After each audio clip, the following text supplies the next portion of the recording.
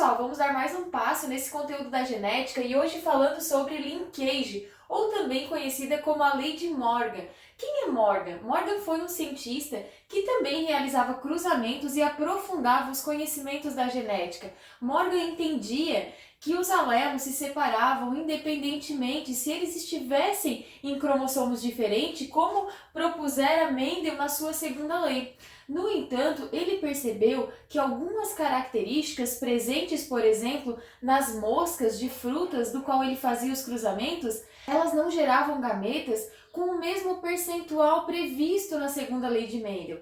Então ele começou a observar outras questões. Mas antes de a gente ver o que é linkage, que é essa lei de Morgan, a gente vai lembrar um pouquinho sobre a segunda lei de Mendel. Olha o que a gente estudou na segunda lei de Mendel. Mendel dizia o seguinte: a segunda lei era a lei da segregação independente. O que isso significa? Significa que alelos presentes em cromossomos diferentes, ou seja, não homólogos, eles se separavam de forma independente no momento da formação de gametas, lá na meiose. Ou seja, eu tenho aqui um par de cromossomo homólogo, o par número 1. Eu tenho aqui um outro par de cromossomo homólogo, o par número 2. Esse par 1, ele carrega um gene, azão, azinho. Então eu tenho aqui dois alelos, um alelo azão, um alelo azinho. O par número 2, ele carrega esse gene aqui, Bzão, Bzinho, ou seja, outro heterozigoto. Esse indivíduo, ele é um indivíduo, como eu estou analisando essas duas características ao mesmo tempo, né, um fator de dihibridismo que vem junto com a lei da segunda lei de Mendel, a gente está percebendo aqui ó, que tanto pro gene do par número 1 quanto para o gene do par número 2 que eu estou analisando, esse indivíduo ele é heterozigoto. Então ele é um duplo heterozigoto. E eu represento assim, azão, azinho, Bzão, Bzinho. Ou seja, esse aqui é um gene presente em um cromossomo. Esse é outro gene presente em outro cromossomo.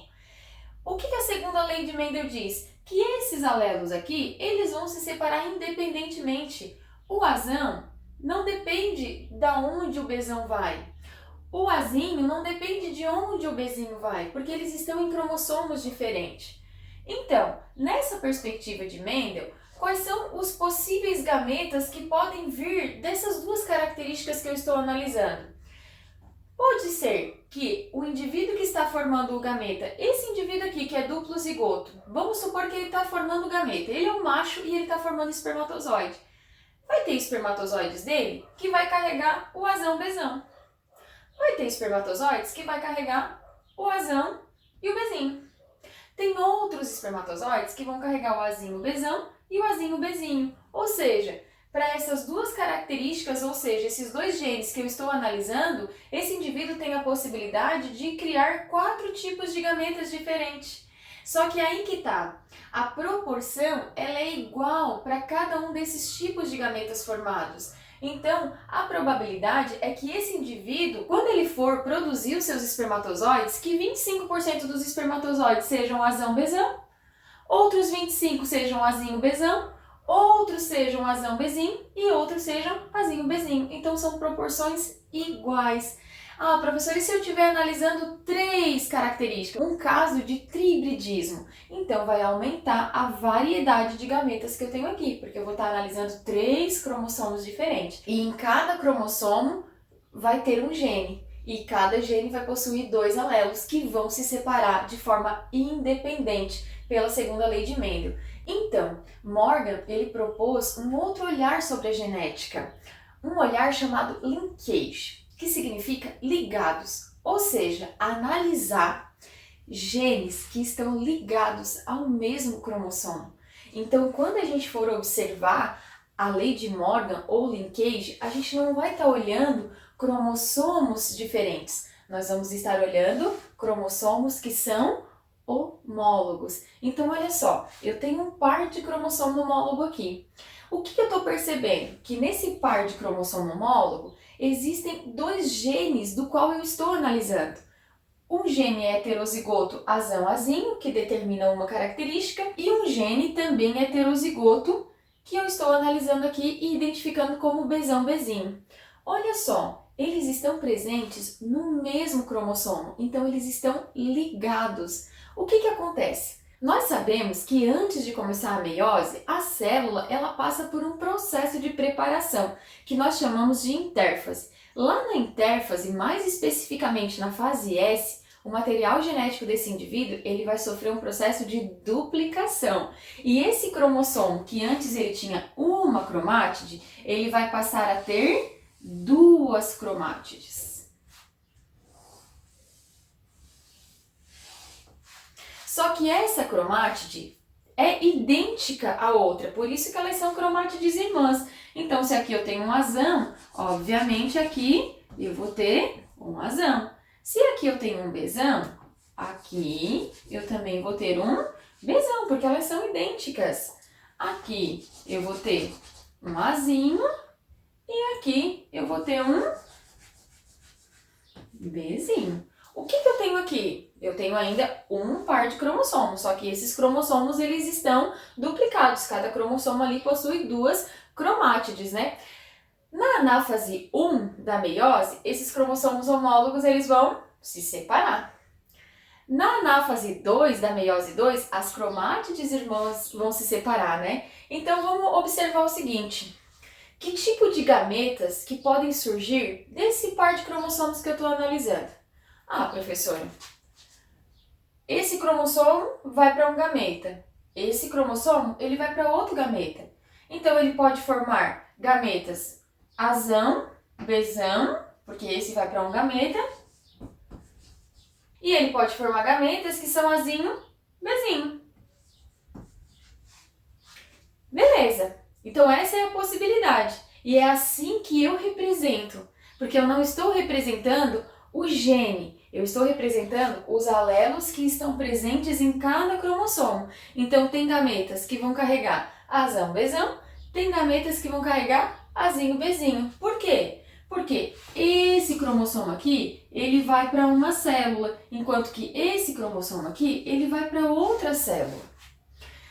Tá, só que tem um fator bem importante aí que Morgan considerou. Olha só, Morgan considerou genes que estão presentes em um mesmo cromossomo, ligados, em linkage. Ele considera o crossing over. Então a gente viu que lá na prófase 1 da meiose 1, acontece um fenômeno conhecido como permuta gênica ou crossing over, que permite a recombinação genética e isso aumenta a variabilidade genética.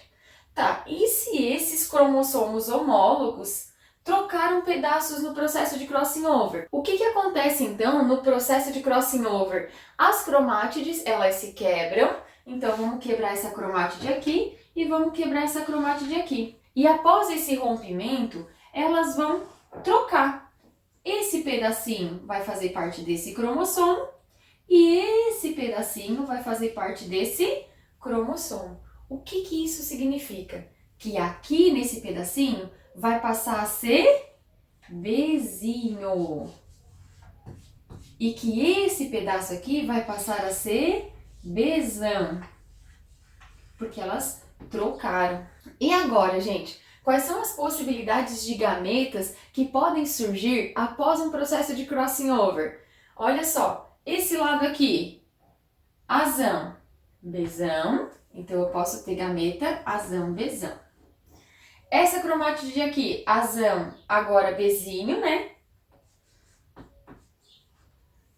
Essa cromátide aqui também sofreu uma troca, né? Azinho, Bzão. E essa cromátide aqui, né, não trocou, continua igual. Azinho, Bzão e Azinho, Bzinho. Então agora eu tenho a possibilidade de formar quantos gametas diferentes? 4. Olha só, sem o crossing over, eu consigo formar 2 tipos de gameta.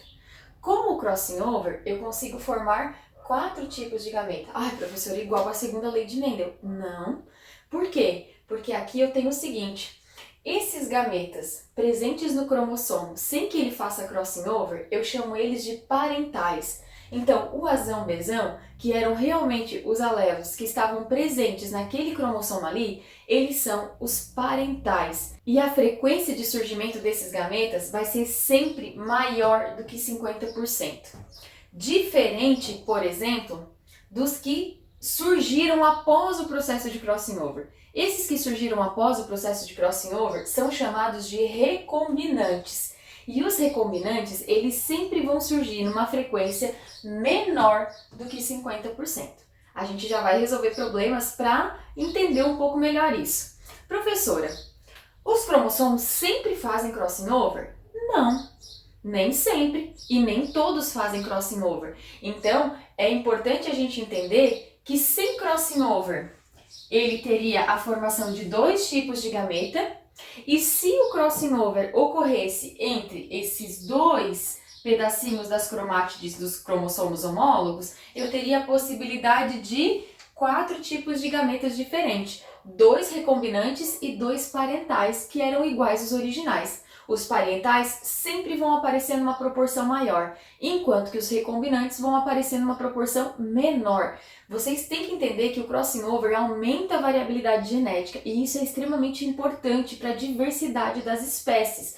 Uma coisa também que Morgan falava era o seguinte, era sobre a quantidade de unidades recombinantes que existia em um cromossomo. Ele dizia o seguinte, unidades recombinantes ou unidades morganídeos, representado pelo M de Morgan, é igual à distância que existe entre os genes. Como assim, professora? Ele dizia que a distância que existia, por exemplo, entre o A e o Bzão, essa distância aqui é igual à quantidade de unidades recombinantes que existia. O que isso significa? Isso significa que quanto maior a distância entre os genes em um cromossomo, maior é a possibilidade de fazer crossing over, de acontecer o crossing over. Então, maior são as probabilidades de recombinação gênica. Agora, vamos supor que eu tenha aqui um outro gene a ser analisado. Olha só, eu tenho Azão, Czão e aqui na pontinha eu tenho Bzão. Onde que vai acontecer de forma mais facilitada o crossing over? Aqui nessa região ou aqui nessa região? Entre esses dois ou entre esse e esse? As chances de aparecer alelos recombinantes é muito mais entre A e B, que estão mais distantes, do que entre A e C, que estão mais próximos. Por quê? Porque a distância que existe entre os genes que eu estou analisando é igual à quantidade de unidades recombinantes. Quanto maior são as unidades recombinantes, maior é a chance de acontecer o crossing over, então maior a probabilidade de aumentar aí a variabilidade genética. Beleza, pessoal? Vamos ao nosso Resolvendo! Então, galera, vamos resolver aqui 2 questões que envolvem aí o conhecimento de linkage. Número 1.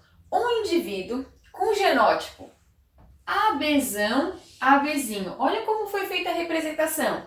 Só pela forma como foi feita a representação, eu já sei que esses 2 alelos estão presentes em um cromossomo. E esses outros 2 alelos estão presentes em outro cromossomo, mas que eles são homólogos. Ou seja, esse indivíduo aqui, ele é um duplo heterozigoto, Azão, Azinho, Bzão, Bzinho. Só que esses 2 genes, eles estão ligados no mesmo cromossomo, no cromossomo homólogo. Então vamos lá. Um indivíduo com genótipo Azão, Bzão, Azinho, Bzinho, em que a distância entre os genes é de 20 unidades morganídeos, irá produzir os seguintes gametas. Que gametas que podem surgir desse indivíduo aqui?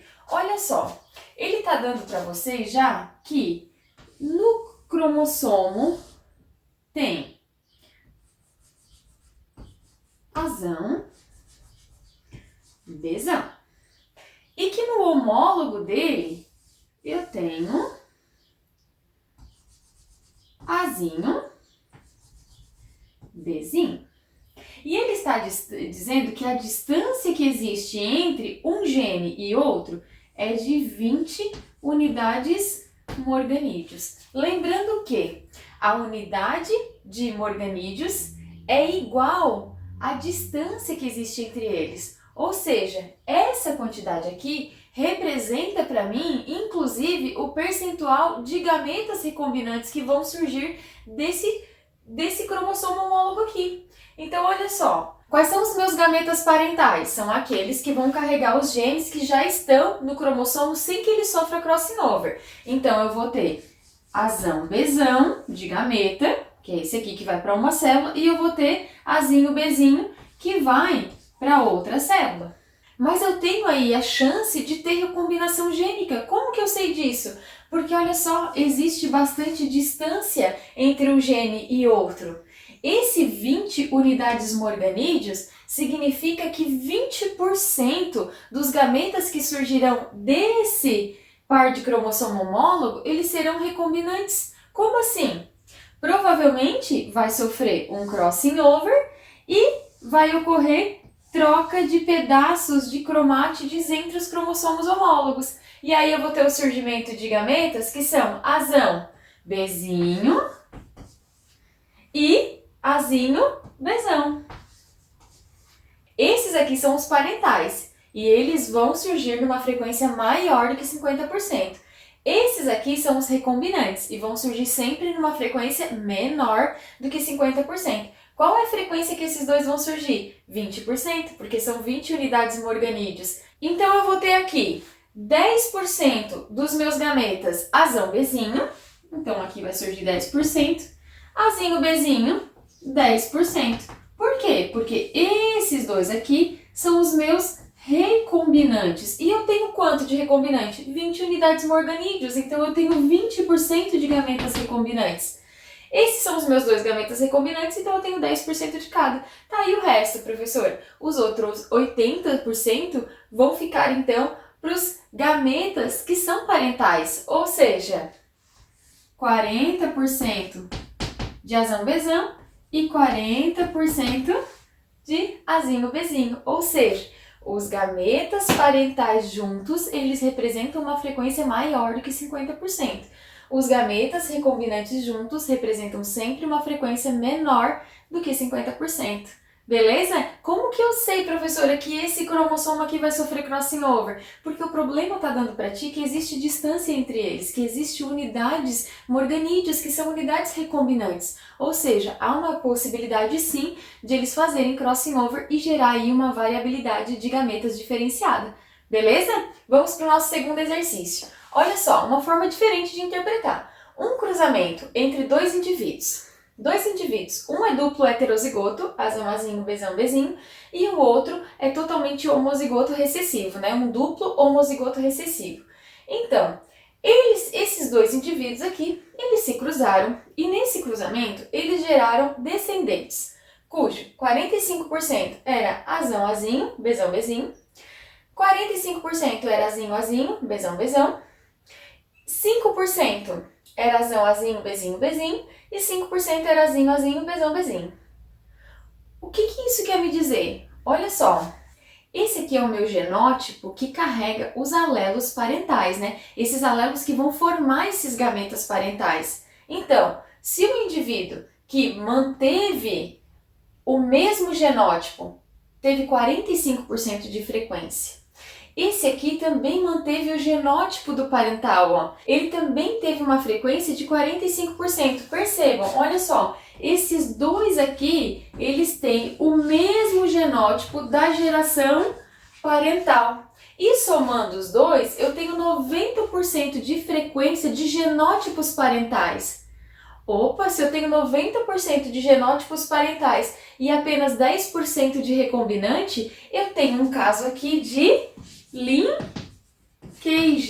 O que isso significa? Que esses dois genes que eu estou analisando, o gene A e o gene B, eles estão presentes no mesmo cromossomo. Eles estão ligados no mesmo cromossomo. Então, e o linkage ele não para por aí. Existem exercícios que trazem a nomenclatura cis e trans. O que isso quer dizer?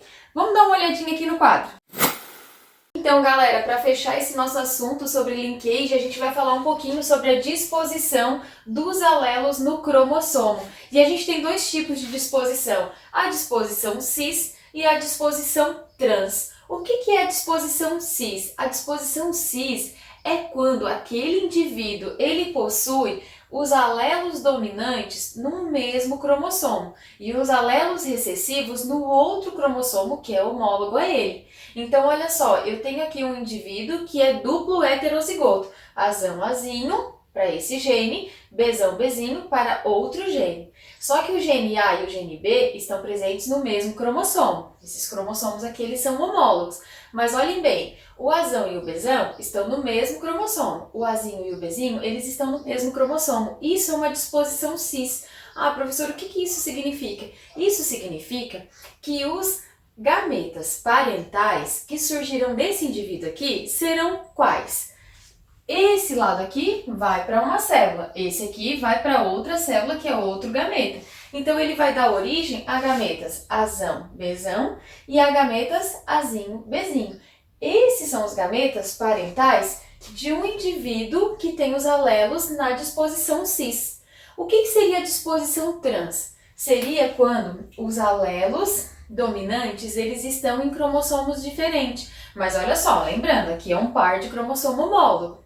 Então eu tenho aqui o gene A e eu tenho aqui o gene B. Nesse cromossomo aqui, desse lado aqui, que talvez eu tenha recebido do pai, por exemplo, eu tenho o Azão e o Bzinho. O outro cromossomo que eu teria recebido da minha mãe, eu tenho o Azinho e o Bzão. Ou seja, os alelos dominantes, Azão, Bzão, eles estão em cromossomos diferentes. O Azinho e o Bzinho, que são os recessivos, eles estão em cromossomos diferentes. Isso é uma disposição trans. Tá, professor, e o que isso tem a ver? Que os gametas parentais de um indivíduo que tem os alelos na disposição trans, eles serão diferentes dos que estão na disposição cis. Então, o gameta parental Azão, Bzinho e o outro gameta parental Azinho, Bzão. Então, eu tenho diferença na formação dos gametas parentais. Olha só, vamos resolver esse problema aqui. Resolva. Considere dois genes localizados no mesmo par de cromossomos. Então, eu tenho aqui um caso de linkage, né? Um gene está ligado ao outro pelo mesmo cromossomo. A uma distância de 0 unidade morganídeo. Poxa, gente, se não tem unidades recombinantes, que é essa unidade morganídeo, não vai acontecer permuta gênica aqui, não vai acontecer crossing over. E aí, um indivíduo na posição cis deverá formar que gametas? Beleza, eu vou considerar dois genes. Eu vou considerar os genes A e B. Se eu estou falando que esse indivíduo, né, possui esses genes na posição cis, é porque em um cromossomo ele vai possuir os alelos dominantes e no outro cromossomo ele vai possuir os alelos recessivos, né? Então eu estou falando que esse indivíduo, ele é um duplo heterozigoto. Quais são os gametas que vão ser formados daqui? Como não vai ter permuta gênica, não vai ter os recombinantes, só vai ter os parentais. Por que não vai ter permuta? Porque não tem distância entre esses genes, tá? Então ele vai formar o quê? Ele vai formar gameta Azão, Bzão e ele vai formar gameta Azinho, Bzinho. Por quê? Esses dois aqui estão em um cromossomo e esses dois aqui estão em outro cromossomo. Claro que esses dois aqui são cromossomos homólogos. Por que eu sei disso? Porque eu estou falando de um indivíduo que tem esses alelos na posição cis. Tranquilo, pessoal? Só para a gente ficar bem craque em linkage, vamos ao nosso resumindo! Então, galera, pegue seu papel e a sua caneta, que hoje é dia de resumir sobre linkage, também conhecido como Lei de Morgan. A Lei de Morgan considera alelos que estão presentes no mesmo cromossomo, incorpora os conhecimentos sobre recombinação gênica, ou seja, permuta e crossing over que acontece na prófase 1 da meiose. Atenção, lembrando da segunda lei de Mendel, lei conhecida como segregação independente, onde os alelos estão presentes em cromossomos diferentes e dessa forma eles se distribuem independentemente, formando diferentes tipos de gameta, mas com proporção iguais. A lei de Morgan, ela considera genes que estão ligados, que estão em linkage, presente nos mesmos cromossomos homólogos. Nesse caso, a gente consegue perceber ali no esquema. Eu tenho um par de cromossomos homólogos e cada cromossomo possui então dois genes, representados por A e B. Esses cromossomos são duplicados na intérfase, um momento antes de iniciar a meiose, como a gente pode observar. Cada cromossomo ali agora possui duas cromátides, mas eles ainda são apenas um par de cromossomos homólogos. Se não houver crossing over, haverá a formação de dois tipos de gameta, com 50% de frequência cada um. Agora, se houver crossing over, vai ter a formação de gametas parentais com frequência maior do que 50% e gametas recombinantes com frequência menor do que 50%. Esses gametas recombinantes são originados a partir da permuta. Fique atento aí e destaca teorias de Morgan.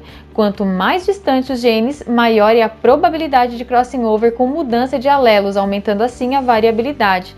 Taxa de recombinante é igual à distância que existe entre os genes. O R significa unidade recombinante e o M significa unidade morganídeo. Gametas parentais sempre com frequência maior do que 50%, os recombinantes com frequência menor do que 50%. Atenção para o que a gente entende como disposição cis e trans. Disposição cis é quando os alelos dominantes e recessivos estão presentes no mesmo gameta. Então eles vão formar gametas parentais azão-bezão, azinho-bezinho. Já a disposição trans, eles estarão em gametas diferentes, ou seja, o azão vai estar no mesmo cromossomo do bezinho, assim como o azinho vai estar no mesmo cromossomo do bezão. E é isso, galera, bons estudos! Pessoal, terminando de fazer o teu resumindo, agora vai no link na descrição do vídeo e testa os teus conhecimentos resolvendo ainda mais exercícios, ó! Um beijão no coração e até a nossa próxima aula!